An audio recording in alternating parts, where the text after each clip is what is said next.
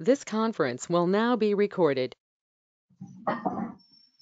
अद्य गुरुवासरः अथवा बृहस्पतिवासरः भाद्रपद कृष्ण नवमी दिनांक 30 सितंबर 2021 प्रसरत्न सुरुच्य सुवर्णमस शंखं चक्रं जगतां दधतमृतघटं चारुदोर्भिश्चतुर्भिः सूक्ष्मस्वच्छातिविद्यां शुकपरिविलसन् मौलिमं भोजनेत्रं कालाम्भोधोज्ज्वलाङ्गं कटितटविलसच्चारुपीताम्बराढ्यं वन्दे धन्वन्तरिं तं निखिलगतवनप्रौढदावाग्निलीनं ब्रह्मणो हि समारब्धा मात्रे आद्येषु पूजिता अस्मदाचार्यपर्यन्तां वन्दे गुरुपरम्पराम् आयुर्वेदरतं वन्दे माधवाख्यं महागुरु आयुर्वेदामृतं सर्वं शिष्येभ्यो यः प्रदत्तवान् द्रष्टाज्ञानी दृष्टकर्मा कृतकर्मा तथैव च अध्यापको विषक्श्रेष्ठो महान् संशोधकस्तथा गुणैरेतैः समुदितैः यत् कार्यं प्रतनोति सः समृद्ध्यर्थं हि कार्यस्य वयं न प्रयतामहे सरस्वत्यै नमो यस्याः प्रसादात् पुण्यकर्मभिः बुद्धिदर्पण संक्रांतं जगदध्यक्षं वीक्षते आत्रेयं प्रथमं वन्दे आयुर्वेद जगद्गुरुम् आयुर्वेदामृतं सर्वं गृहीत्वा हि सुरेश्वरात् अग्निवेशादिकेभ्यो यत् प्रयच्छत् मुनिसत्तमः प्रथमं दन्तकर्तारम् अग्निवेशं नमाम्यहम्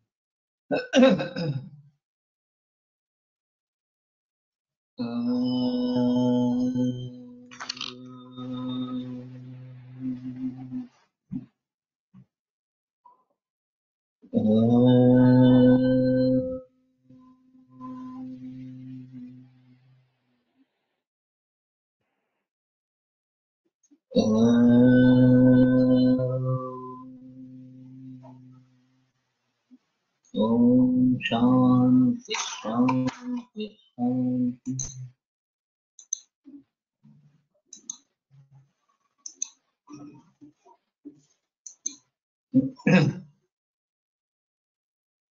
चूर्णं सुरेंद्र गोपाणां देवदाली फलद्रवैः भावतं सदृशं हेम करोति जलवद्धृतम्।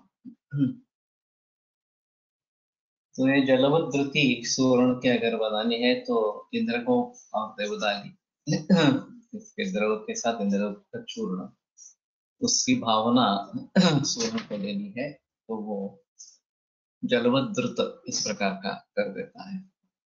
एतद् भस्मं सुवर्णजं कटुभिर्तो श्वेतं भृङ्गुञ्जोन्मितं लीढं हन्ति नृणां क्षयाग्निसदनं श्वासं च कासारुचिम् ओजोधातु विवर्धनं बलकरं पाण्डवामयध्वंसनं पथ्यं सर्वविषापहं गरहरं दृष्ट्यग्रहण्यादिमत्।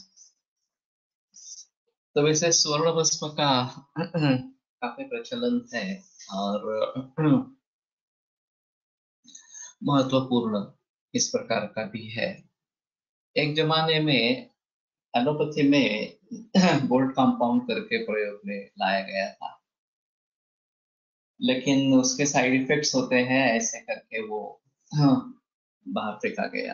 अभी प्रचलन में एलोपैथी पे तो नहीं है, लेकिन आयुर्वेद में हजारों बरस से सुवर्ण भस्म का प्रयोग होता रहा है और केवल सुवर्ण भस्म के परिणाम कम दिखाई देते या कम प्रयोग में लाए जाते हैं, लेकिन सुवर्ण के जो बहुत सारे कल्प हैं भरतवा चिंतामणि से लेकर सुवर्ण भूपति या वसंत कुसुमाकर या महालक्ष्मी विलास वगैरह, ये काफी प्रचलन में है और इसके जरिए बहुत अच्छे रिजल्ट्स तुरंत मिलते हैं, इसमें कोई संदेह की बात नहीं है। तो इसलिए सुवर्ण एक महत्वपूर्ण दवा इस प्रकार की है। कटुघृतोपेतम, तो कटु का त्रिकटु मतलब होगा त्रिकटु और घृत इसके साथ हिंगुलोन्मितम और नहीं द्विगुणोन्मितम, सॉरी नहीं ये नहीं है, द्विगुणोन्मितम दो गुंजा मात्रा में अगर प्रयोग करना है। लीढ़मंति नृणाम क्षयाग्नि सदनम, तो क्षय अग्निमदा अग्निमान, श्वास कास अरुचि ओजो धातु विवर्धन। तो ये एक सबसे अहम मुद्दा है कि ओजो धातु का विवर्धन करने वाला दूध है, ये सुवर्ण है। तो सुवर्ण सिद्ध क्षीर इस प्रकार से अगर देते हैं तो दूध भी ओजोवर्धक है और स्वर्ण भी ओजोवर्धक है, उस दोनों का नतीजा अच्छा इस प्रकार का निकलता है। और जीवनीय औषध क्षीर विशेषण ये बताया गया है, जीवनीय औषध शतावरी जैसे इसमें अगर डाले जाते हैं तो और परिणाम अच्छा निकल आता है। और वैसे वाजीकरण भी है, सुवर्ण सिद्ध क्षीर, ये जो बात बताई गई है मंडल जात वेद से इस प्रकार का वाजीकरण अध्याय में श्लोक है। तो ये रसायन है, वाजीकरण है, और उस हिसाब से काफी अच्छा इस प्रकार का है। बलकरम बल देने वाला, फणसळकर जी का एक कहना था कि तुरंत बल अगर प्राप्त करना है तो सुवर्ण और अभ्रक, अभ्रक सहस्र पीटे ले हुए तो अच्छा है, ये दोनों मिला के ऐसे ही यह सिद्ध बलदि चूर्ण के साथ शहद के अनुपान से देंगे तो तुरंत बलवृद्धि होती है जिस किसी भी अवस्था में। अगर निराम अवस्था है तो बृहत्वत चिंतामणि बेटर चॉइस है बलवृद्धि कराने के लिए। अगर सामावस्था है तो सुवर्ण उपपत्ति योगेंद्र रस इस प्रकार से कुछ प्रयोग में लाए जा सकते हैं। तो ओजो धातु विवर्धनम बलकरम, ये दो अहम उपयोग है। ये कैंसर जैसे रोगों में या किसी भी अन्य रोग में, एड्स वगैरह हो कि जिसमें ओजक क्षय हो, बहुत सारा भय हो और भय से ओज क्षीण होता है, तो उस अवस्था में ये स्वर्ण भस्म बहुत अच्छा इस प्रकार का काम करता है। पांडवामय ध्वंसनम, पांडुरोग दुरुस्त करने में या उसको दूर करने में ये उपयुक्त है। पथ्यम, पथ्य है। वैसे बालकों को पहले ही दिन से स्वर्ण प्राशन बताया गया है और वो सोना घी के अंदर देना है, और ये काफी अच्छा प्रचलन है। एक बालगुटी देनी है स्तन्य के साथ, और ये स्वर्ण भी देना है और 6 महीने तक देते रहना है। नानल सर ने वचा स्वर्ण योग किया था कि वचा जो है उसमें सोने की तार डालते हैं और फिर वो उसमें एब्सॉर्ब हो जाती है। हाँ, फिर वो जो वचा है वो घीस के देने के लिए कहते थे। तो ये बालकों में अच्छा रिजल्ट लाती थी, विशेषतः मतिबंधत्व वगैरह के बारे में ये अच्छा प्रयोग इस प्रकार का। तो पथ्यम सर्व विषापहम गर्हरम, तो सर्व विषापह और गर्हर ये भी दो महत्वपूर्ण है, क्योंकि अभी हम इतने प्रकार के विषयों का सेवन कर रहे हैं, पेस्टिसाइड्स फर्टिलाइजर्स से लेकर वायु प्रदूषण है, जल प्रदूषण है। तो उन अवस्थाओं में, उन परिस्थितियों में ये सुवर्ण का सेवन नियमित रूप से करते रहना अच्छी बात इस प्रकार की है। इसलिए वो स्वर्ण सिद्ध जल, स्वर्ण सिद्ध क्षीर या अमृता स्वर्ण सिद्ध क्षीर इसका प्रयोग मैं करते रहता हूँ, हमारे खुद के परिवार के लिए भी और रुग्णों को भी बताता रहता हूँ कि ये इस प्रकार से करो। गरहरम, तो विरुद्धमपि चाहारम विद्या गर्विशोपम, ये सूत्र वाग्भट में आया है। तो विरुद्ध आहार भी गर्विश से समझना चाहिए। और ये सुवर्ण का प्रयोग, ताम्र और सुवर्ण का प्रयोग ये गर्विश के लिए अच्छा है। तो वो भी नियमित रूप से अगर करते रहे, सुवर्ण सूक्ष्मकर वैसे एक अहम दवा इस प्रकार से है कि ताम्र और स्वर्ण दोनों उसमें है। तो उसको भली भांति अगर हम प्रयोग में लाते हैं तो सुवर्ण सूचक ये भी बहुत अच्छी दवा इस प्रकार की है। दुष्ट ग्रहण्यादि और दुष्ट ग्रहणी वगैरह रोगों का नाश करने वाला इस प्रकार का है। बलंच वीर्यं हरते नृणां रोगं व्रजकोपयति काये असौख्य कारंच सदैव हेमा पक्वम सदोषम मरणं करोति। अगर अपक्व या स्वर्ण भस्म है, ठीक तरीके से बना नहीं है, तो वो सदोष है, मृत्यु भी निर्माण करता है, बलवीर्य का हरण करता है और शरीर में रोग ब्रज समूह इस प्रकार का निर्माण करता है रोगों का। असौख्य कारंच और दुखदायक इस प्रकार का है। तो स्वर्ण का प्रयोग अगर करना है तो स्वर्ण भस्म बिल्कुल अच्छा होना चाहिए, इसमें कोई संदेह नहीं होना चाहिए। ये अच्छे तरीके से बना है, अच्छे तरीके से मृत हो गया है, तभी उसका प्रयोग करें। अथ रजतम सहजम खनि संजातम कृत्रिमम त्रिविधम। कृत्रिम सहज खनि में उत्पन्न और कृत्रिम इस प्रकार का तीन प्रकार का रजत या चांदी है। रजतम पूर्व पूर्वम ही स्वगुण उत्तरोत्तर। पहला जो सहज है वो सबसे अच्छा, खनि संजात उससे थोड़ा नीच वाला और कृत्रिम उससे भी कम। तो पूर्व पूर्व उत्तरोत्तर गुण इस प्रकार का। कैलासाद्यद्रिसंभूतं सहजं रजतं भवेत् तत्सृष्टं हि सकृत् व्याधि नाशनं देहिनां भवेत्। कैलाश पर्वतों से जो सहज रजत निर्माण होता है, तत्सृष्टम ही सकृत व्याधि नाशनम। तो एक बार स्पर्श करने से ही व्याधि का नाश होता है, देहिनां भवेत्। तो केवल स्पर्श से ही ये सहज रजत जो है वो व्याधि का नाश करने वाला इस प्रकार है। हिमाचलादि कूटेषु यद्रूप्यं जायते हि तत् खनिजं कथ्यते तज्ज्ञे हि परमं हि रसायन। हिमाचल वगैरह में जो शिखर है उसमें जो रौप्य बनता है वो खनिज कहा जाता है और ये परम रसायन है इस प्रकार का।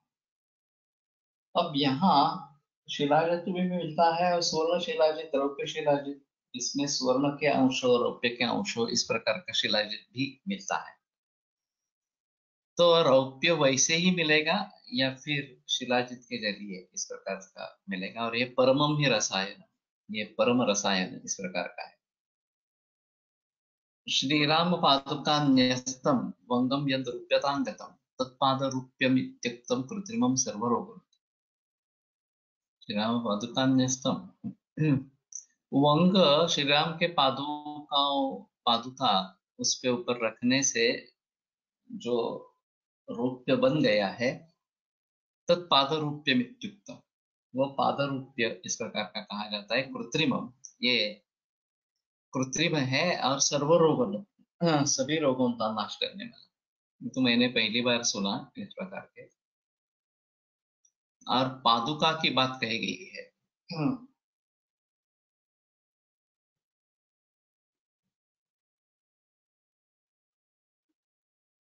ये कहाँ मिलता है मालूम नहीं। वंग होना और उसके ऊपर श्री राम पादुका होना। स्पर्श से व्याधिनाश इसलिए उस जमाने में चांदी के बर्तनों में खाना खाते होंगे। ये एक अहम मुद्दा है कि सुवर्ण की पात्र सबसे अच्छे हैं, लेकिन ये केवल राजे लोगों के ही काम में आएगा। कोई आम आदमी सुवर्ण के पात्र तो बना नहीं सकेगा। रजत के पात्र वैसे बना सकते हैं, लोग सब सारे लोग बनाते हैं। और उसमें अगर हम खाना खाते हैं तो ज्यादा बेहतर है। अभी कई लोगों के पास ये होता है लेकिन वो बैंक लॉकर में पड़ा रहता है।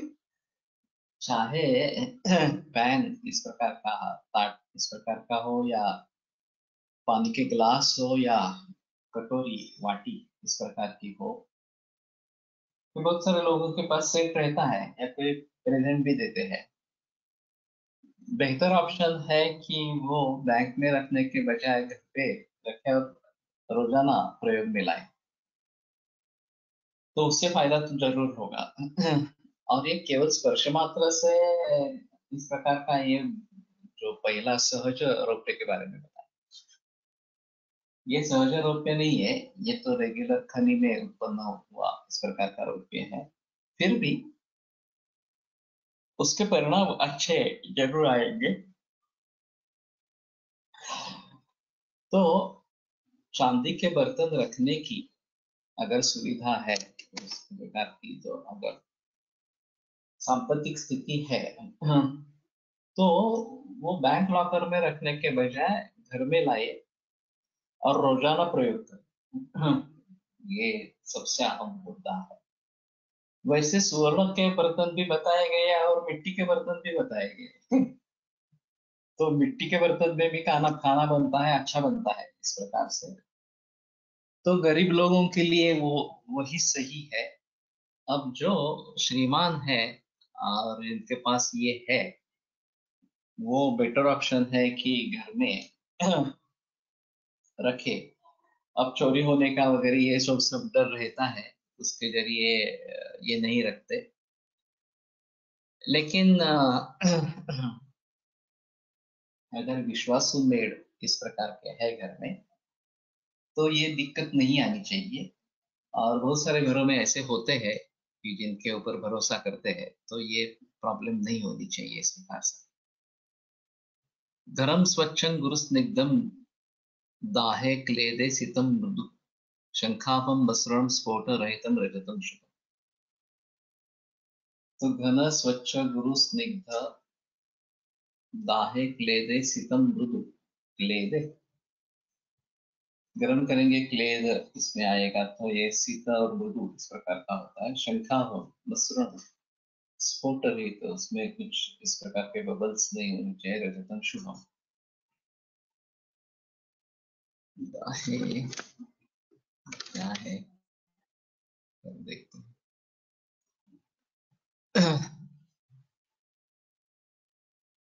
स्वच्छं निर्मलं दाहे तथा अंतःशुभ्रम छेदे थे। ओके, दाह होने पर या छेद होने पर भी एक अंत में शुभ्र इस प्रकार का है।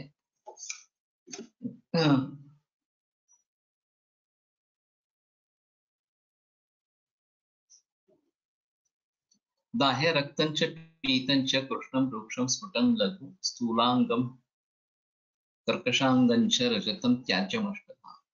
तो ये 7-8 प्रकार का रजत त्याज्य है। तो दाह करने पर, गर्म करने पर रक्त पीत कृष्ण रूक्ष स्फुट लघु इस प्रकार का हो जाता है स्थूलांगम। नहीं तो दाह का मतलब सिर्फ रक्त पीत कृष्ण इस तक यहाँ तक रहेगा। कर्कशम कर्कशांगम च रजतम त्याज्यमष्टधा। रूप्यं विपाकमधुरं तोराम्लसारं शीतं करं परमलेखनकं च रूप्यं स्निग्धं च वातकफचित् जठराग्निदीप्ति बलं बल्यं परम स्थिरवयस्करणं च मेध्यम्। तो ये विपाक मधुर है, तुम्हारा अम्ल अम्ल, तो ये अम्ल वर्ग में रौप्य गिरता है।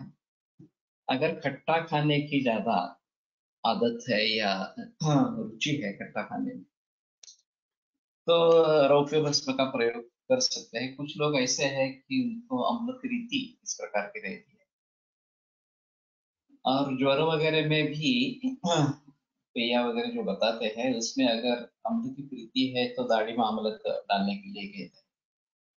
तो कुछ लोगों को इस प्रकार की अगर रुचि है, अम्ल में प्रीति है, तो रौप्य भस्म उनमें प्रयोग करें, ये ज्यादा बेहतर इस प्रकार का। क्षारधर्मी प्रकृति होगी तो इसमें प्रीति जरूर हो। रूप्यम विपाक मधुरम तोराम्ल सारम शीतम सरम परम लेखनकंच रूप्यम। शीत सर और परम लेखनक है।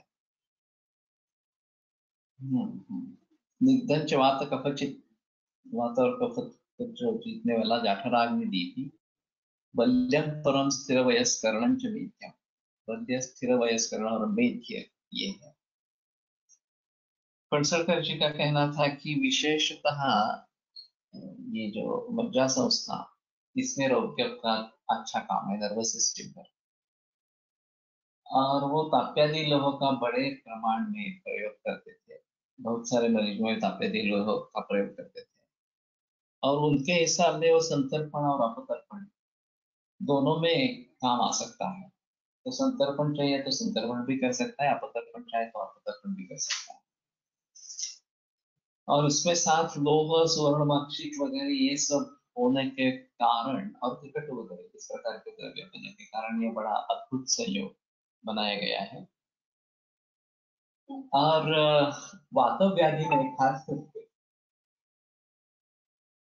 ताप्यादि लोह या रौप्य भस्म का प्रयोग किया करते थे। तो मेरे भी प्रचलन में वो ज्यादा है। ताप्यादि स्वर्ण भूपति पद्मकाष्ठ बला, ये कॉम्बिनेशन काफी मरीजों में प्रयोग में लाता हूँ। और इसमें पद्मकाष्ठ और मंडूर पद्मकिट्ट, ये दातार गुरु जी का कॉम्बिनेशन है, खास करके स्पॉन्डिलोसिस वगैरह के बारे में। तो उसमें बला ताप्यादि ये जोड़ देकर एक अच्छा कॉम्बिनेशन बनता है। और सामावस्था है तो सोम भूपति इसमें साथ जोड़ देते हैं। विराम अवस्था है तो बृहस्पति चिंता में जोड़ देते हैं। और गुड़ ची का प्रयोग कर सकते हैं, नहीं तो रसायन चूर्ण का प्रयोग कर सकते हैं इसके साथ में। तो मोस्ट प्रोबेबली गुग्गुल तिक्त का गुरुत्व ये अनुपान फॉलोड बाय सुवर्ण गुड़ की क्षीर, और उसमें अगर जरूरत है तो गंधक है। इस प्रकार का मैं संधिवात में या स्पॉन्डिलोसिस में वगैरह वगैरह, या ये जो एक्टिलोजिंग स्पॉन्डिलोसिस पॉजिटिव, इन मरीजों में भी काफी प्रयोग करता हूँ। और केवल रौप्य भस्म का प्रयोग कम होता है। ये इंद्रिय बोधन अम्ल रस, ये इंद्रिय बोधन कहा गया है। तो हृदयेंद्रिय चित्त दृक ये प्राण का कर्म है, इंद्रियों का धारण करना इस प्रकार से। तो प्राण काल में दबा देना, खास करके सूक्ष्ममूत्र पुरुषता, ये कुछ मरीजों में देखा जाता है। स्केलेटल मेटास्टेसिस होता है तो मूत्र की पुरुष की संवेदना नहीं होती। तो यहाँ पे इंद्रियों पर काम करने के हिसाब से रौप्य अच्छा है, अम्ल रसात्मक है और वायु की गति को नियंत्रित करता है। तो रौप्य भस्म खास करके प्राण काल में देते हैं, और उसके साथ में आंवले का मुरब्बा ये देते हैं, वो भी अम्ल रसात्मक या अम्ल मधुर। तो ऐसा करने से काफी वात व्याधियों में अच्छे रिजल्ट्स आते हैं। और वैसे इसमें नस्य का रोल भी है, सूक्ष्ममूत्र पुरुषता इसके, क्योंकि सभी इंद्रियों का स्थान ये शिर है। सर्वेन्द्रियाणि येनास्मिन् प्राणायाशु संश्रिताः विद्युक्तमांगमंगानां। तो नासाई शवसो द्वारम, तो इसमें ये जरूर प्रयोग कर सकते हैं, ऐसा है। स्थिर वयस्क गुण कहाँ यूज कर सकते सकेंगे? वयस्करों में कंपवात, स्थिर वय जो है वो वय को स्थिर रखता है, एज बढ़ने नहीं देता। तो जैसी स्थिति युवावस्था में होगी वैसी स्थिति अगर वृद्धावस्था में बनी रहेगी धातुओं की, तो वो वयस्कर वयस्थापन इस प्रकार का कहा जाता है। अमल की इस प्रकार की वयस्थापन अच्छी है। तो कंपवात में अगर मैं तो प्रयोग करते ही है, इसमें संदेह नहीं है। लेकिन एक रसायन के हिसाब से इसको देखा जाता है। मानसिक विकारामध्ये रौप्य भस्म इंद्रियावर काम असल्यामुळे हो सकता है, क्योंकि इंद्रियों पर काम है और मानसिक मन भी एक इंद्रिय है, तो इसके जरिए रौप्य भस्म दे सकते हैं। और ये थोड़ा सस्ता है सुवर्ण के हिसाब से देखा जाए तो काफी मात्रा में उसका प्रयोग हो सकता है। तो कहने का तात्पर्य अर्थ है कि स्वर्ण और रौप्य दोनों बहुत अच्छे रसायन इस प्रकार के हैं, तो उनका भली भांति प्रयोग बहुत सारे रोगों में किया जा सकता है। रौप्यम शीतम कषायंच कषायामलम स्निग्धम वातहरम गुरु रसायन विधानेन सर्व रोगापहा। तो शीत कषाय अम्ल इस प्रकार का है। स्निग्ध वातहर और गुरु रसायन विधानेन सर्व रोगापहा, और रसायन विधि से अगर उसका प्रयोग किया जाए तो सभी रोगों का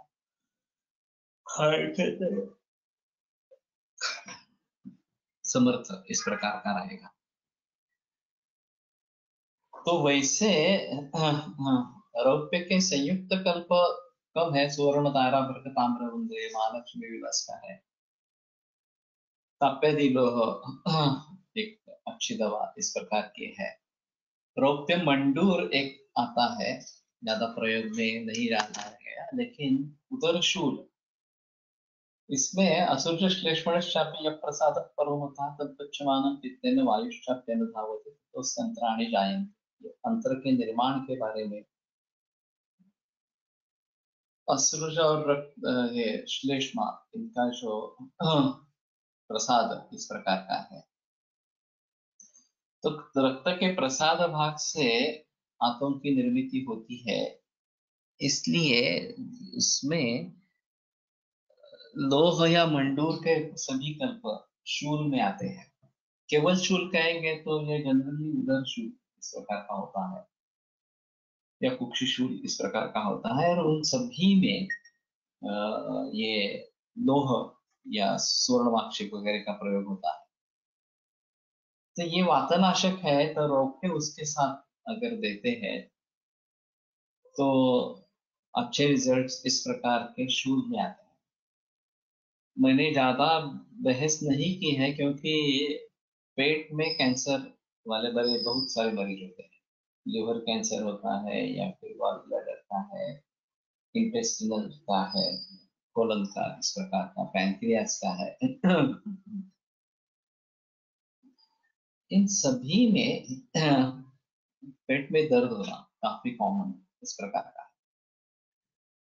मैं ज्यादातर धातु लोह का प्रयोग करता आया हूँ, और कुछ मरीजों में सप्तामृत लोह, तो लोह चाहिए उसमें। अगर सप्तधा धात्री, सप्तधा भावित धात्री या रौप्य इस प्रकार का प्रयोग भी कर सकते हैं। शायद रौप्य मंडूर बनवा ले, और इस प्रकार के मरीजों में रौप्य मंडूर का प्रयोग करें, वो ज्यादा अच्छा इस प्रकार का रहेगा। मैंने सोचा है, लेकिन किया नहीं गया इस प्रकार से।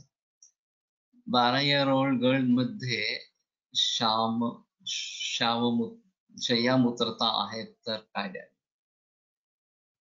तो बड़ी समस्या है।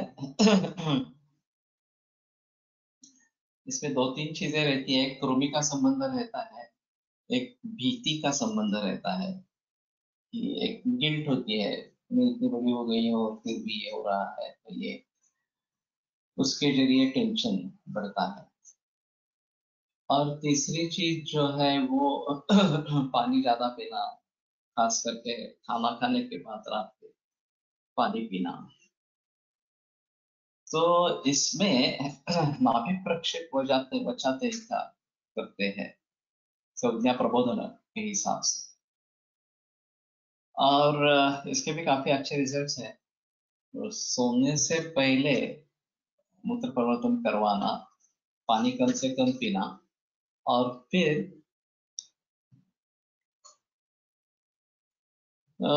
कुर्मी की चिकित्सा करते थे ना, और भयनाशन, तगर वगैरह इस प्रकार के द्रव्यों का प्रयोग करके भीति जो है वो कम करने की कोशिश करना। तो ये होता है। मैंने 15-16 बरस के लड़के लड़कियों में भी ये ट्रीट किया है इस प्रकार से, और ट्रीट होते हैं, लेकिन कितना समय लगेगा नहीं लगेगा ये नहीं बता सकते। तो ये बेड वेटिंग एक अहम समस्या इस प्रकार की है, और रौप्य बस में इसमें भी कारीगर होगा, ऐसा है। तो प्राण काल में अगर रौप्य देंगे तो अच्छा इस प्रकार का है। भास होता ये अलग चीज है, भास होना इस प्रकार से। तो इसमें ग्रह बाधा का रोल हो सकता है, भीति का भी रोल हो सकता है, और ग्रह बाधा का भी हो सकता है। तो थोड़ा देखो कि ग्रह बाधा का कुछ संबंध है क्या, तो फिर उसकी चिकित्सा करनी पड़ेगी। तैले तक्रे गवाम मुत्रे ह्यारन आले कुलत्थजे क्रमात् विपच्येत तप्तम द्रावे द्रावे तु सप्तदा स्वर्णादि लोह पत्राणाम शुद्धिरेषा प्रशस्ति। ये कॉमन प्रचलन में है, और सभी स्वर्णादि लोह पत्रों के बारे में ये सामान्य। तो तैल में 7 बार, तक्र में 7 बार, गोमूत्र में 7 बार, आमनाथ या कांजी में 7 बार, कुलत्थ वात में 7 बार। तो इस प्रकार से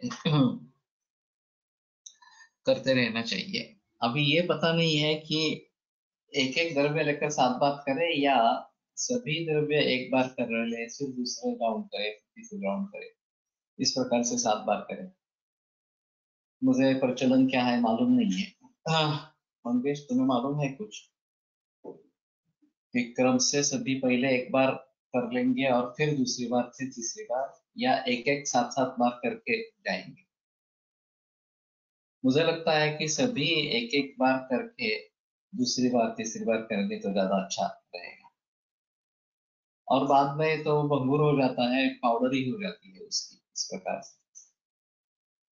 तो ये प्रशस्त शुद्धि बताई गई है इस प्रकार से करने से।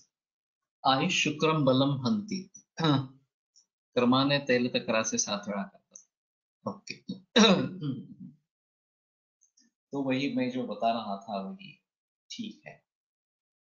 आयुष शुक्रम बलम हंति तापविट बंध रोगकृत अशुद्धम अमृतम ताम्रम तारम शुद्ध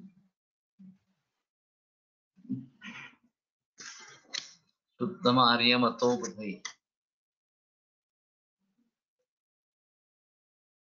तो अमृत अशुद्ध रौप्य, ये आयुष शुक्र बल का नाश करने वाला तापविट बंध रौप्य, तो शुद्ध का ही प्रयोग करना है। देखते हैं नीचे क्या है।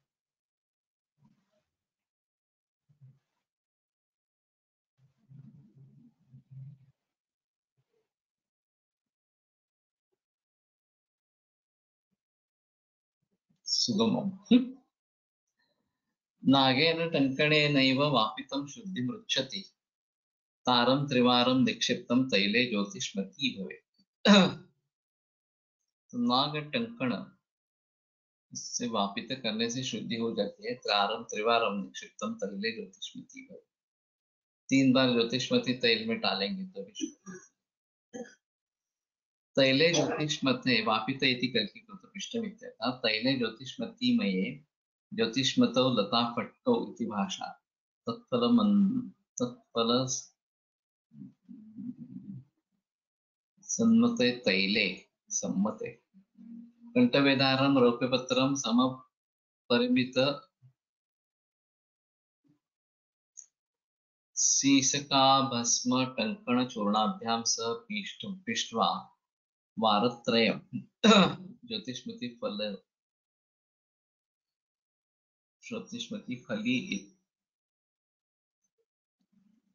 फलोत्थ तैले निक्षेपे तेन शुद्धिं ज्ञातम्। तो नाग भस्म बताया है इन्होंने, और टंकण चूर्णित शिलाजीत पर, अच्छे चूर्णित रौप्य पर डाले, और वो फिर गर्म करके ज्योतिषमती तेल में डाले। इस प्रकार से खर्परे भस्म चूर्णाभ्याम परितः पालिकां चरे तत्र रूप्यं विनिक्षिप्य समशीस समन्वितं जातमां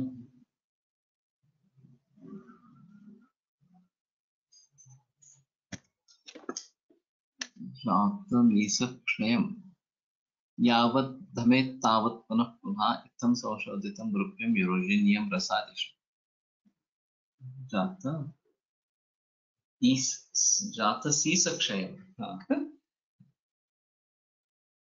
तो खरपर में भस्म और चूर्ण परितः पालिकां चर तत्र रूप्यं विनिक्षिप्य समशीस समन्वितम। तो जितना शीस है, नाग है, उतना ही रौप्य लेना है।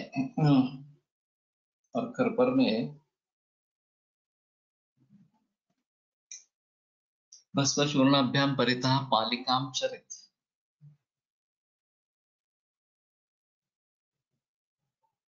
भस्म चूर्णाभ्याम शीस भस्म टंकण गुण चूर्णाभ्याम टंकण चूर्णाभ्याम पालिकाम आलवालम अत्रायम विधि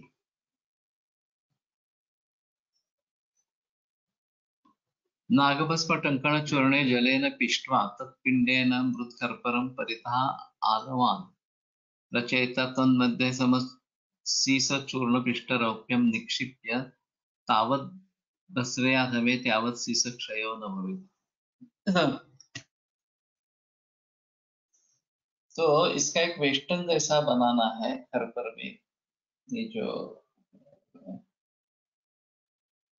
शीश भस्म और टंकण, इन चूर्णों का पानी में करके, और बीच में रौप्य समशीसक, जितना शीसक है उतना रौप्य डालना है, और फिर मापन करना है।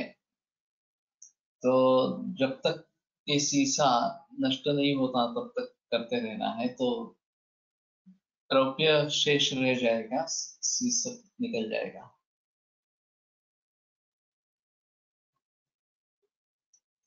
मारण लक्षण लकुच इत्यादि।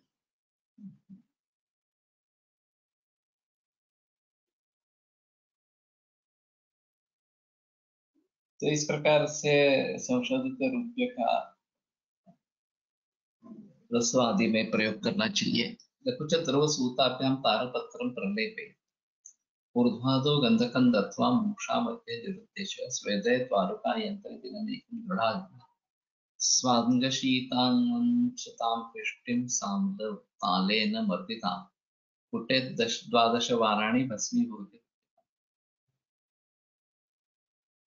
तो लकुच द्रव और पारद, इसका तारपत्र पर लेप करे, चांदी के पत्ते पर लेप करे। ऊर्ध्वाधो गंधकं दत्वा मूषा मध्ये निरुद्देश। तो मूषा में ऊपर नीचे गंधक रखना है। स्वेदयत वालुका यंत्र, और फिर वालुका यंत्र में दिनम एकम जोड़ा देना, तो गंधक तो पिघल जाएगा। और ये बंद करना है इस प्रकार से। स्वांग शीतांच ताम पिष्टिम सांबत तालेन मर्दिताम। तो जो पिष्टि बन जाएगी स्वांग शीत होने पर, वो अम्ल और ताल, हरिताल, इससे मर्दन करे तो कांजी और हरिताल पुटे ज्वाल और 12 फुट देने, भस्मी देना, भस्मीभवती रूप्य को। तो रूप्य भस्म हो जाता है, एक बार देख लेते हैं। साम्लतालेन सकांजिक हरितालेन लकुच द्रव मृता सूताभ्यां रौप्यपत्रं प्रलिप्य मूषा मध्ये ऊर्ध्वाधो गन्धकं दत्वा संस्थाप्य सत्मृत्कर्पटादिना सन्धिरोधं कृत्वा आतपे शोषयेत्। ततः दिनमेकं तीव्राग्निना आलुकायन्त्रे पचेत्। तो काम आता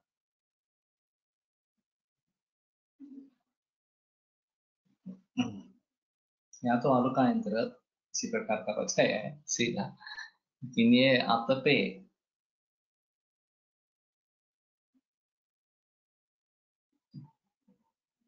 तत्स्वादुशीत स्वाङ्गशीतं तमुद्धृत्य भूयं काञ्चीपरितालब्धं प्रेषयित्वा द्वादशवारं पुटे।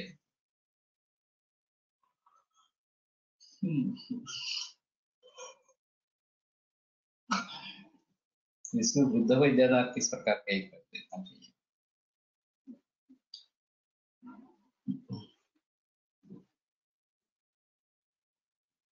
माक्षिकचूर्णलुङ्गाम्ल मर्दितं पुटितं शनैः त्रिंशद्वारेण तत्तारं भस्मसात् जायते तराम्। माक्षिकचूर्ण और मातुलुंग अम्ल इससे मर्दितं पुटितं शनैः और उसको पुट अगर देते हैं धीरे धीरे त्रिंशद्वारेण तो 30 बार पुट देने से तत्तारं भस्मसात् जायते तराम्, ये बहुत अच्छा भस्म इस प्रकार का हो जाता है। भाव्यं ताप्यं स्नुहि क्षीरैः तारपत्राणि लेपयेत् मारयेत् पुटयोगेन निरुद्धं जायते ध्रुवम्।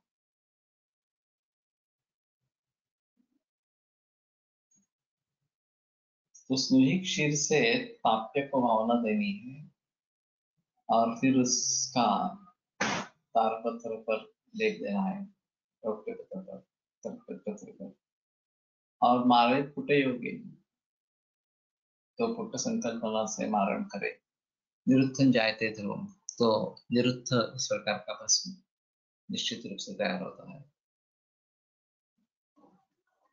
तारपत्रं चतुर्भागं भागैकं शुद्धतारकं मर्द्यं जम्बीरजद्रावैः तारपत्राणि लेपयेत् शोषयेत् अध्ययन्तरे च त्रिंशत् उत्पलकैः पचेत् चतुर्दशपुटैरेवं निरुद्धं जायते ध्रुवम्।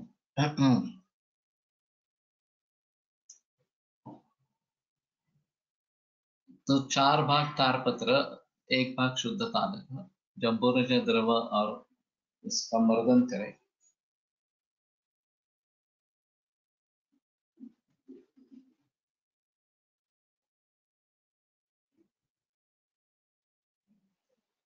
तो ये शुद्ध हरिताल को गंभीर ग्रस में मर्दन करना है और फिर उसका लेप तारपत्र पर करना है। शोषयेत् अन्धयंत्रेष, अंध यंत्र में उसको सुखा देना है।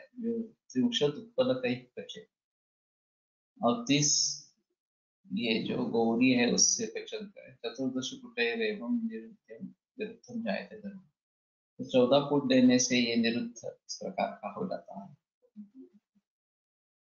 सप्तधानरमूत्रेण भावे देवदालिकां तच्चूर्णावापमात्रेण धृति स्यात् स्वर्णधारे। तो मानव मूत्र से देवदाली जो है वो 7 बार भावना देनी है। तच्चूर्णा आवापमात्रेण धृति स्यात् स्वर्णधारे।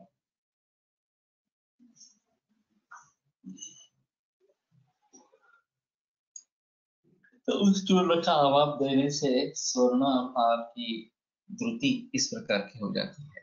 तो ये भी थोड़ा सिंपल है। तारपत्र में तो करना देवदालिका हस्तिघोषकात् चूर्णावापमात्रेण नृमूत्र भावित हस्तिघोष मूलक मूलचूर्ण प्रक्षेप मात्रेण हस्तिघोषक मूलचूर्ण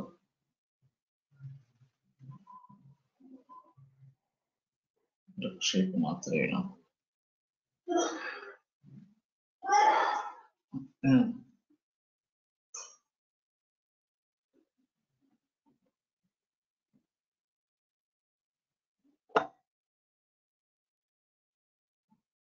अथरोक्त प्रयोगः भस्मीभूतं रजतममलं तत्समो व्योम भान् सर्वैस्तुल्यं त्रिकुटुमवरं सारघाज्येन युक्तं लीडं प्रातः क्षपयति तरां यक्ष्मपाण्डूदराशः श्वासं कासं नयनजरुलं पित्तरोगान् अशेषान् तत्समो व्योम भान्। इधर आगे व्योमो हानु मृत अभर ताम्रे। अच्छा, भानु है क्या वो? तो भस्मीभूत रौप्य भस्म और उसके साथ में अभरक और ये भानु यानी कि ताम्र, इनका भस्म सर्वैः तुल्यम त्रिकटु, उन सभी के तुल्य त्रिकटु।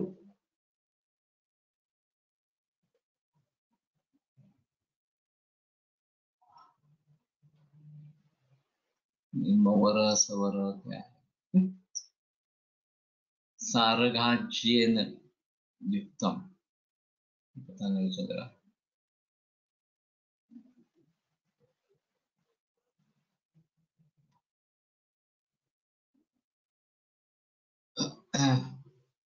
मिलित त्रिकट त्रिफला चूर्ण सारघाज्येन शौद्रकृतेन। हाँ, अस्य पदम यथा रौप्य भस्म 2, अपर भस्म 2, ताम्र भस्म 2, त्रिकटु 1, विकला त्रिफला 1, अतुल्यकृतम अधुना मध्यम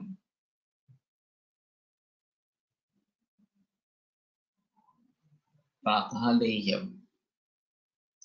तो घृता और घी या घृता और मधु अलग मात्रा में होने चाहिए और फिर प्रातः काल में उसका सेवन करना है।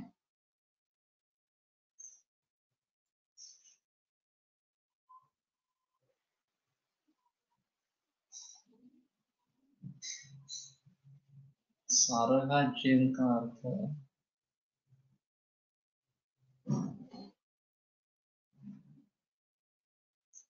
शौद्रकृतेन। ये तो मैंने पहली बार सुना, सारघाज्य। सारग शब्द मधु के लिए आया है।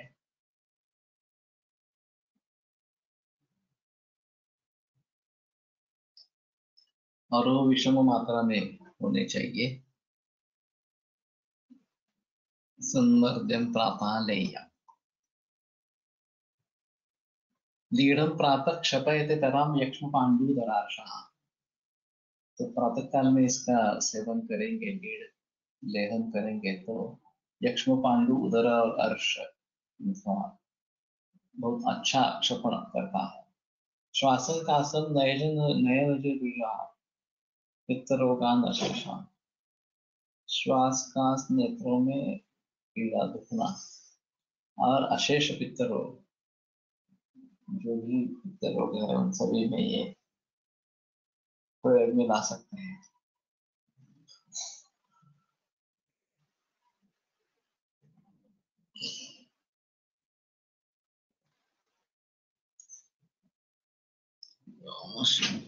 रजताधिकारः।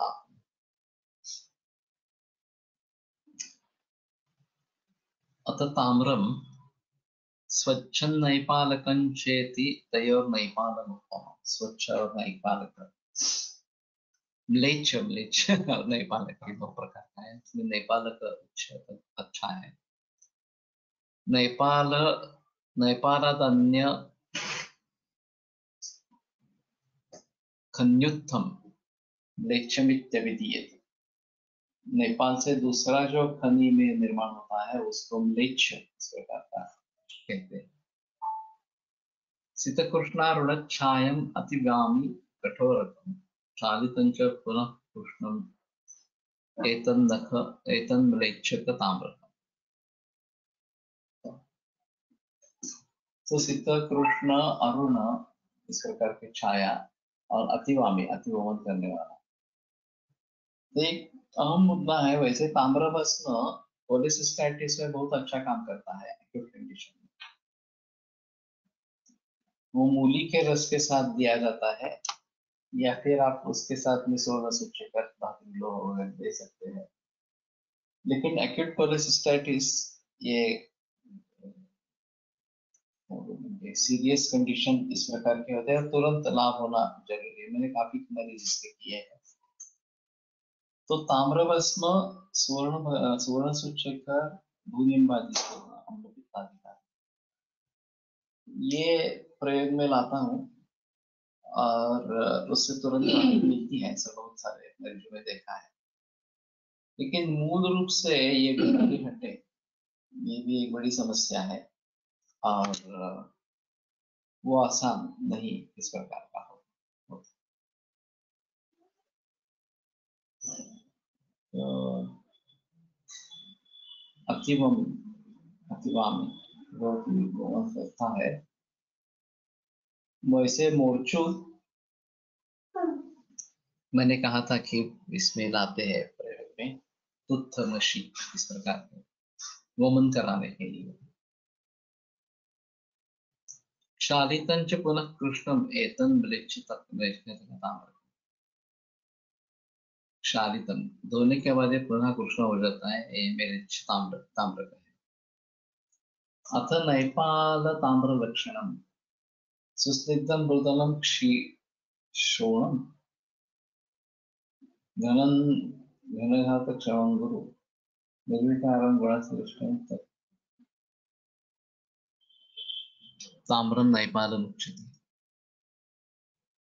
रौप्य भस्म पर सूक्ष्मीकरण करून द्यावे का, सूक्ष्मीकरण करके ही देते हैं। जैसे सुवर्ण सिंदूर मैंने बताया, उसी प्रकार रौप्य सिंदूर भी बनता है और उसके जगह रौप्य का अच्छा भस्म मिलता है, तो वो 6-6 करके देते हैं, या जो भी इस प्रकार के संयुक्त कल्प बनते हैं वो भी 6-6 करके सूक्ष्म करके प्रयोग में लाते हैं। और सूक्ष्म की मात्रा भी काफी कम होती है, फिर बड़ी मात्रा में नहीं दिया है। ठीक है, आज रुकते हैं, फिर आगे बढ़ेंगे। आयुर्वेद प्रकाण्डो शल्यतंत्र प्रधानः शिष्येभ्यः शाश्वतोऽयं निखिलजनकृपा व्याप्तचित्तेन येन आयुर्वेदस्य वाञ्छन् पुनरपि भुवने तां च सुष्ठु प्रतिष्ठा श्रेष्ठं धन्वन्तरिं प्रणमति च सदा वैद्यवर्गो हि नूनं वैद्यवर्गो हि